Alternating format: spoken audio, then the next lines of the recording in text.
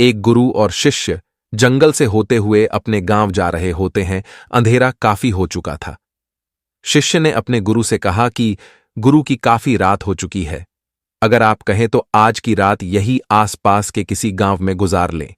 गुरुजी ने अपना सर हिलाया और वो आसपास के गांव में एक छोटे से घर के पास जाकर रुके।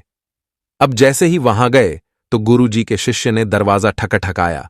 उस घर से एक गरीब आदमी बाहर आया तो गुरुजी ने बोला, हम अपने गांव जा रहे थे, लेकिन काफी रात होने के वजह से हमने इसी गांव में रुकने को सोचा। क्या हम आज रात आपके यहां रुक सकते हैं? गरीब आदमी बोला, हां, क्यों नहीं, आप दोनों अंदर आ जाइए। अब जैसे ही गुरुजी अंदर गए, उन्होंने देखा कि उस आदमी के घर में बहुत ज्यादा गरीबी थी। गुरुजी ने उससे पूछा कि आप काम क्या करते हो? वह गरीब आदमी बोला कि मेरे पास बहुत सारी जमीन है। तो गुरुजी ने बोला, अगर तुम्हारे पास बहुत सारी जमीन है तो इस तरह से क्यों रह रहे हो? वह आदमी बोला, ये किसी काम की नहीं है। गांव वाले बोलते हैं कि ये बंजर जमीन है, यहां पर कुछ भी नहीं उगाई जा सकती है, और वहां फसल उगाना बहुत बड़ी बेवकूफी है। गुरुजी ने बोला कि तुम्हारा गुजारा कैसे होता है? उसने बोला कि मेरे पास एक भैंस है जिससे मेरा पूरा घर चलता है। ये सुनने के बाद गुरुजी सो जाते हैं, और रात में जब सब लोग सो रहे होते हैं तब गुरुजी अपने शिष्य को उठाते हैं और उस गरीब आदमी की भैंस लेकर अपने गांव चले जाते हैं। शिष्य अपने गुरु से पूछता है कि गुरुजी, कहीं आप ये गलत तो नहीं कर रहे हैं? उस गरीब आदमी की रोजी रोटी इसी भैंस की वजह से चलती है। तो गुरुजी अपने शिष्य की तरफ देखते हैं और मुस्कुराते हुए आगे बढ़ जाते हैं।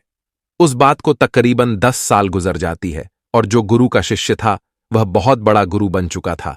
तो एक दिन उन्हें उस गरीब आदमी की याद आती है कि मेरे गुरु ने उस आदमी के साथ अच्छा नहीं किया था, मुझे एक बार चलकर देखना चाहिए कि वह आदमी अब किस परिस्थिति में है।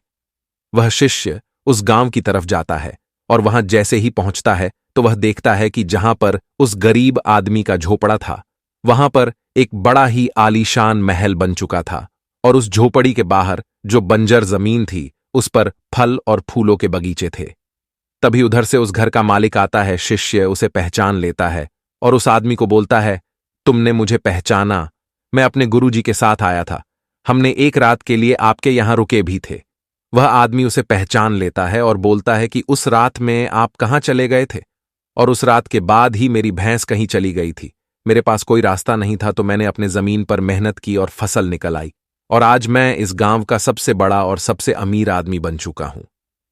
यह सुनने के बाद शिष्य के आंखों में अपने गुरुजी के लिए आंसू आ गए, और उसे ये बात अब समझ आई और वो रोने लगा। इस कहानी से हमें यह सीख मिलती है कि हमारे अंदर ऐसी बहुत सी टैलेंट छुपी हुई है, लेकिन हमें कोई ना कोई चीज रुकाकर रखी है। वो आपके फी नमली वाले भी हो सकते हैं, आपको जॉब भी हो सकती है, कुछ और भी हो सकता है।